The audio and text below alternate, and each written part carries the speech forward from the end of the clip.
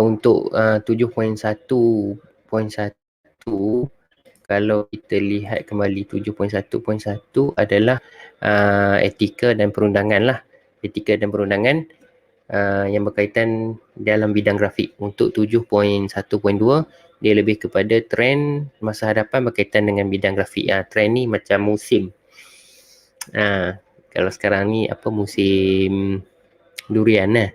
Habis musim durian tu tak tahu musim apa pula, musim buah petai ke apa kan. So seterusnya 7.1.3 adalah perkembangan trend grafik ni dengan peluang kejaya dalam bidang grafik. Okey, so ini adalah DSKP, dokumen standard kandungan yang kamu wajib, bukan kamulah, untuk kita follow. So dia ada ini dokumen standard kandungan yang detail. So 7.1.2 ni dia lebih kepada trend. Okey, untuk trend ni dia ada banyak. Kalau tengok setiap tahun dia ada trend-trend terkini, tak kisahlah dalam bidang grafik ke, dalam fashion ke, penggunaan ini kita panggil UI, user interface. Okay, penggunaan user interface ni pun dia berlainan. Kalau kamu tengok iOS, setiap kali dikeluarkan produk yang terbaru, version iPhone ataupun iPad ataupun jenama Apple yang baru, apa dia punya trend dia, apa dia punya design rekaan dia. So sama juga macam Android punya version. Kalau OnePlus ni Oxygen OS dia, kemudian Huawei Harmony OS, telefon Xiaomi dia punya MIUI dia ada dia punya design dia. Okey, kemudian kita nak melihat trend dia tu. Okey, itu trend lebih kepada trend UI. Ini trend in general grafik. Dalam trend masa hadapan ni, dia sebenarnya saling melengkapi. So trend ni dia melibatkan perubahan yang mengikut arus pemodenan tu. Okay, dalam industri kreatif, perkembangan trend dia, kamu boleh lihat dekat sini ya, menunjukkan perkembangan positif selari dengan perkembangan ekonomi negara termasuk bidang drama, animasi dan kerja-kerja kreatif yang lain. Okey, so dia kata trend dekat sini termasuklah bidang drama, animasi dan kerja kreatif yang lain. Antara cabang industri kreatif ialah bidang seni reka grafik, iaitu proses menyampaikan mesej kepada golongan sasaran dengan memfokuskan penggunaan seni visual yang efektif sebagai medium persembahan. Maksudnya dekat sini trend tu dapat membantu untuk memberi kesan komunikasi visual yang lebih baik untuk nak menyampaikan mesej kepada golongan sasaran. Okey, itu fungsi trend dia sebenarnya. Okey, fungsi trend ni untuk kita nak bantu, nak memberi kesan komunikasi visual yang lebih bagus dalam menyampaikan mesej kepada golongan sasaran. Alright. Okey, itu trend masa hadapan. Okey, trend masa kini, kalau kamu tengok dekat sini, ini sort of lah trend yang ada. So, dia pertama sekali dia ada trend yang bersifat realisme yang menggunakan efek 3D, flash dan texture. Okey, ini era millennium. Okey. Kemudian yang tu era kemajuan apa kat sini? Era realisme. Kemudian kita masuk era millennium, dia lebih kepada flat design. Okay, solid flat, colours tanpa sebarang efek. Maksudnya colour tu dia tak ada gradient ke, tak ada drop shadow ke, tak ada penggunaan efek-efek yang terlalu bombastik sangat. Okay, trend ini memudahkan perkongsian di atas talian. Alright, Maksudnya dekat sini, bila dibuat flat design, design tu dia punya size file dia tu dia lebih kecil. So jadi bila dia lebih kecil, so mudah untuk kita nak buat nak upload ke dalam website, nak buat banner, design banner, web banner.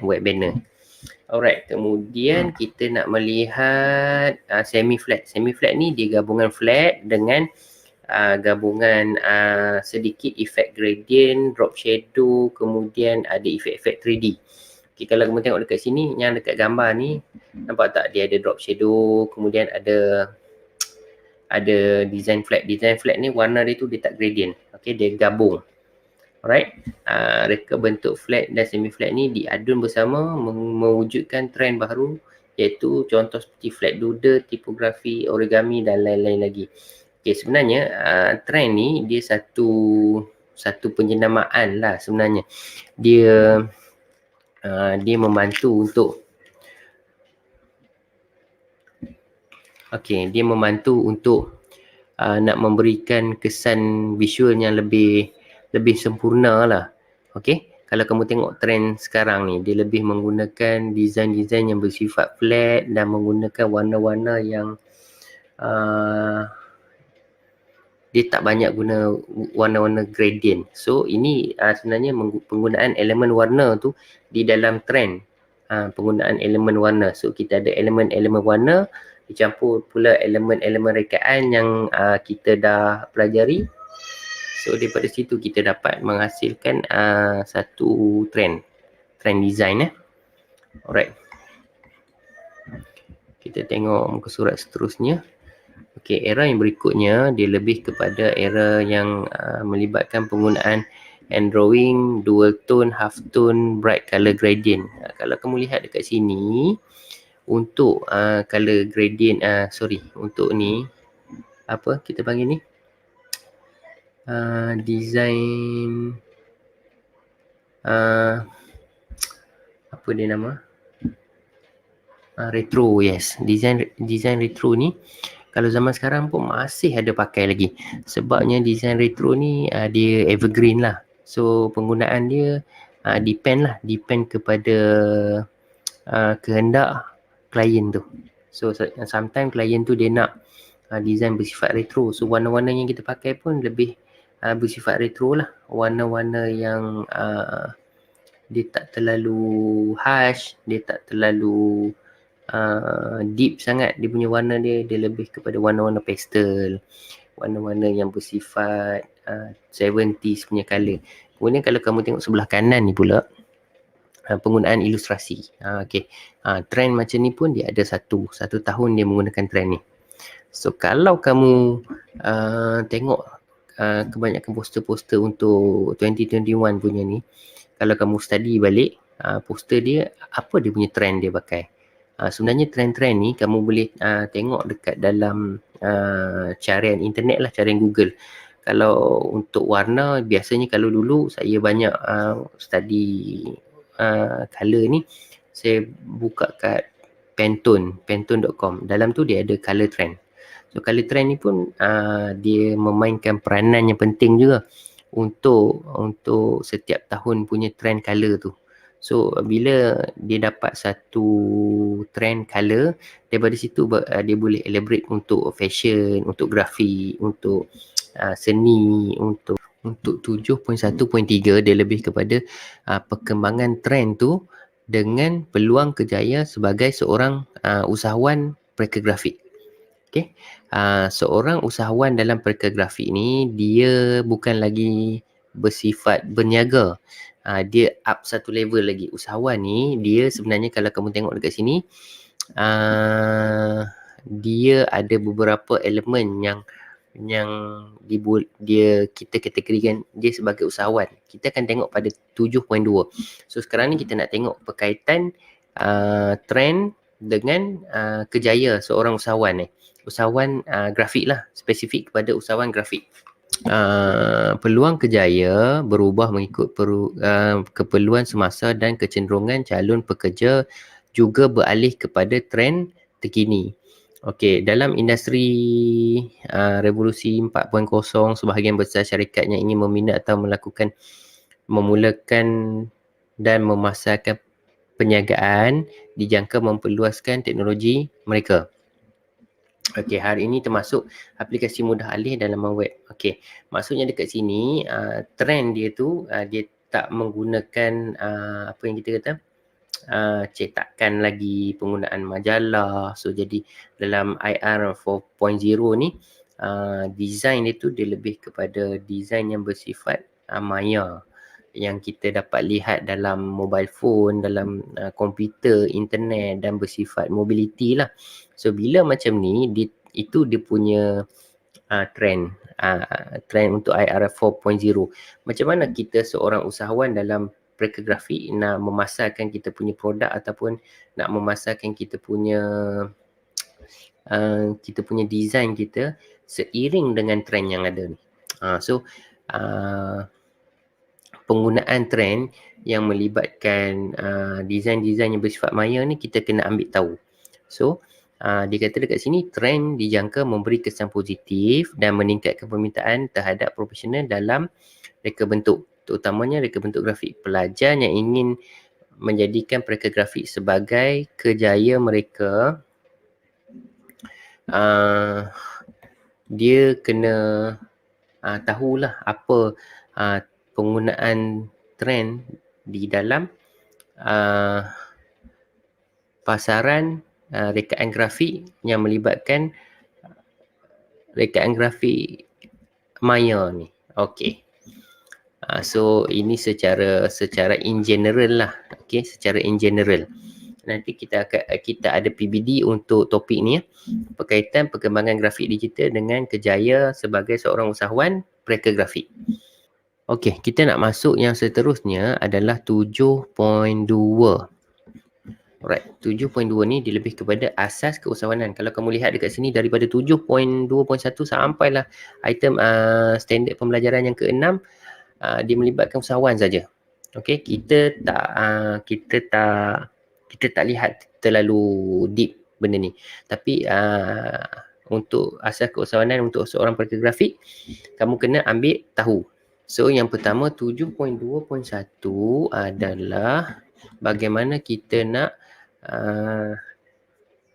tahu dan jelas tentang keusahawanan dalam bidang grafik ni. Alright.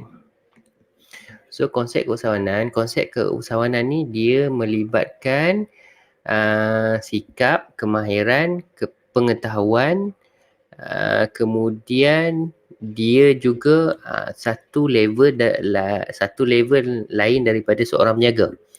Okey, kalau peniaga dia berniaga saja. So usahawan ni dia kena memikirkan dia punya perkembangan terhadap perniagaan dia, kemudian apa dia punya kelebihan dia, kemudian skill dia, kemudian kemahiran, macam mana dia nak kembangkan perniagaan dia. Kalau kamu tengok dekat sini, usahawan ialah satu proses berterusan dalam membangunkan dan mengekalkan perniagaan dia. Dua key point kat sini ya.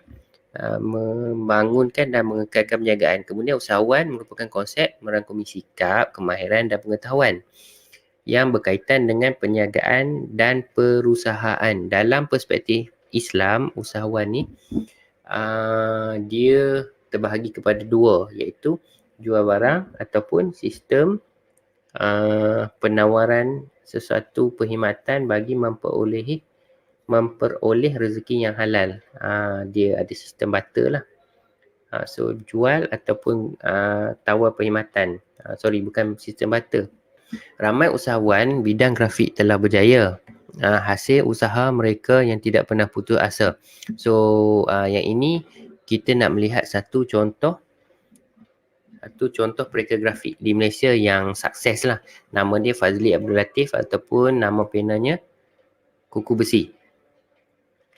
Okey, dia Kuku Besi ni dia bawa image radikal lah. Bila dia bawa image radikal, so dia sebenarnya job scope dia lebih kepada design poster. poster filem, montaj, fotografi, komersial punya design. So image yang dibawa adalah image radical. So evolusi dia membawa satu pencapaian dalam anugerah poster filem terbaik dalam festival filem ke-24 melalui filem Hikayat Mero Mahawansa. Okay, so dalam dibuat kerja-kerja design juga, dia juga ada produk. Okay, dia juga ada produk. So makna kata dekat sini, ini usahawan. Okay, dia buat design, dia ada portfolio yang bagus, kemudian dia ada produk dia. Dan sama dia bukan ada produk design juga, dia ada produk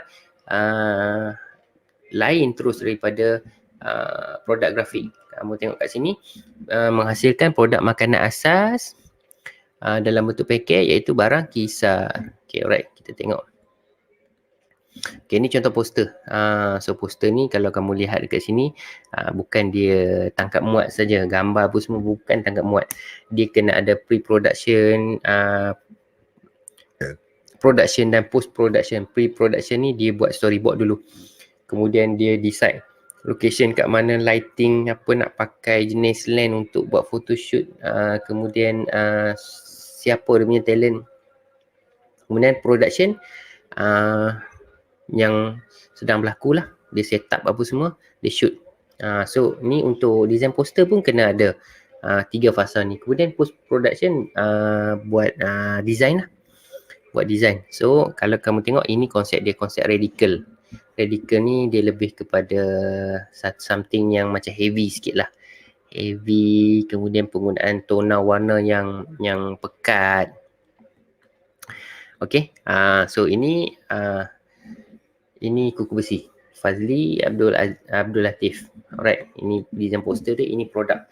Produk dia bukan baju je, ada banyak, kasut pun ada kalau tak silap saya. Alright, kemudian kita lihat. Okay, ciri-ciri usahawan dalam bidang grafik. Ciri-ciri ni ada banyak.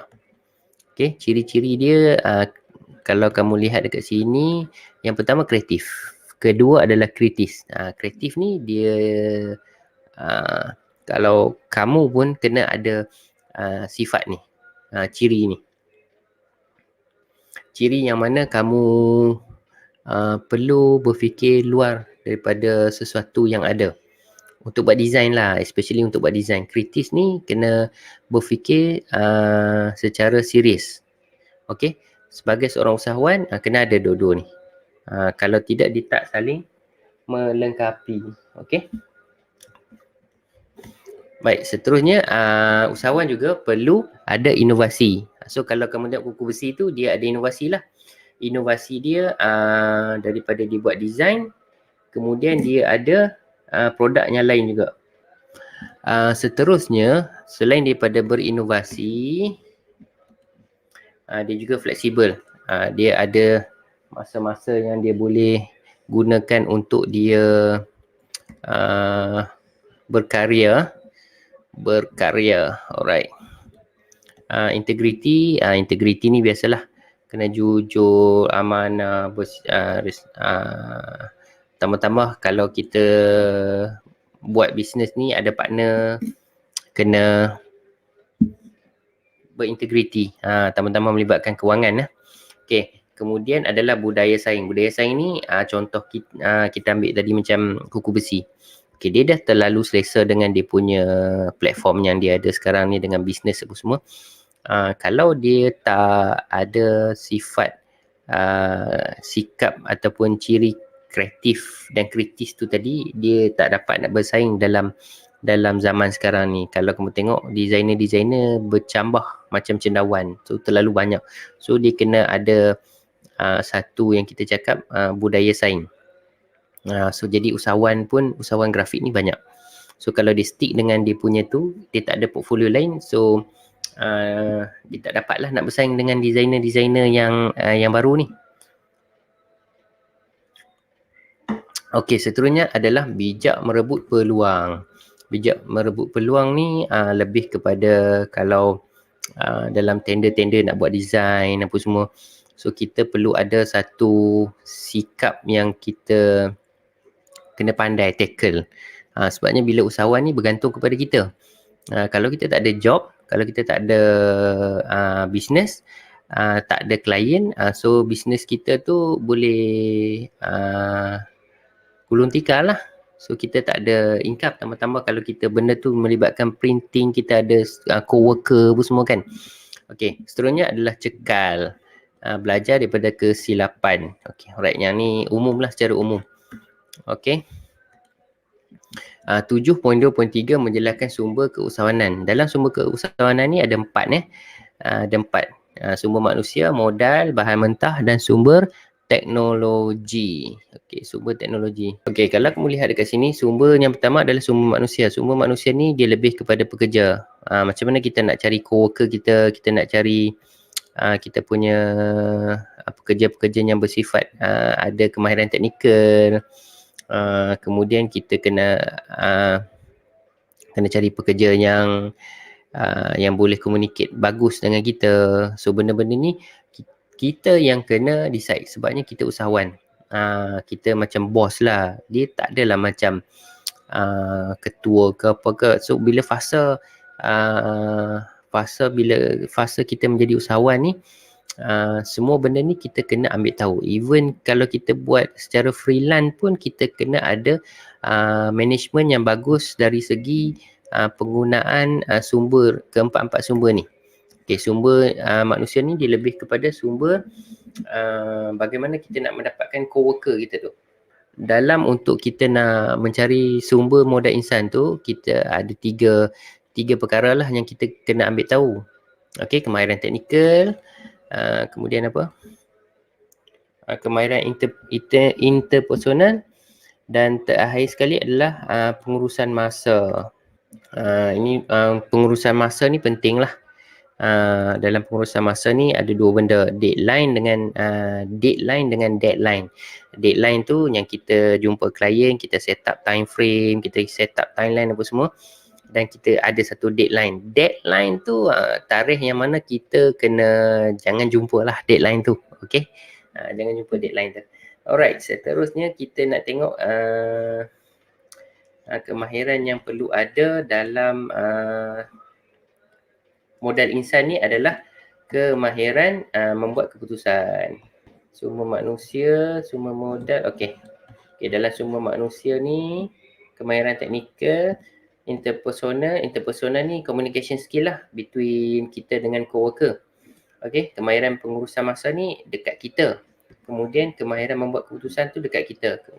Nak buat keputusan, nak beli mesin, nak guna bahan mentah apa, nak decide dengan klien macam mana siapa co-worker kita yang akan jadi team marketing. So waktu tu kita tak adalah kita nak semua benda kita nak buat. Okay, kita kena pecah-pecahkan, sebabnya kita dah jadi seorang usahawan. So ini empat perkara untuk kemahiran yang perlu ada di dalam sumber manusia. Okey, seterusnya adalah sumber modal. Sumber modal ni macam mana kita nak dapatkan sumber modal tu untuk memulakan perniagaan kita. Okey, bila kita nak buka satu-satu perniagaan ni, kos asas dalam penubuhan tu kita kena tahu. Kalau dia cakap kat sini, kos asas tu termasuklah kita nak daftar perniagaan, kedua nak buat sewaan bangunan, ketiga peralatan, dan keempat pengurusan serta keperluan-keperluan lainnya. Yang ni seorang usahawan memang kena detail up semua benda. Okay. Sumber kewangan asas adalah pada akaun peribadi pengasas syarikat ataupun pinjaman kredit. Okay. Seterusnya adalah bahan mentah. Bahan mentah kalau buat dalam design ni, ink, kemudian paper, bahan-bahan untuk cetakan tu lah. Bahan-bahan finishing untuk cetakan, itu kita panggil bahan mentah. Alright, bahan mentah ni juga termasuk peralatan dan perkakasan. Okay, ya. Alright. Okay, seterusnya adalah sumber teknologi. Sumber teknologi ni dalam usahawan pereka grafik ni, kita kena tahu apa perkakasan yang kita guna untuk buat rekaan grafik. Komputer, printer, internet, meja, kerusi. Kerusi pun takkan nak pakai kerusi plastik macam ni, kerusi gaming ke apa kan. Kemudian presient. Presient apa kita nak pakai, kemudian bila kita nak buat account apa semua, itu tak melibatkan benda-benda design, kena ada database apa semua. Ini kita bercakap mengenai skop usahawan yang dah ada satu konsultan design. Okay, so untuk kelas hari ini kita tamatkan dulu sehingga 7.2.3 ya. Itu saja untuk pagi ini. Thank you.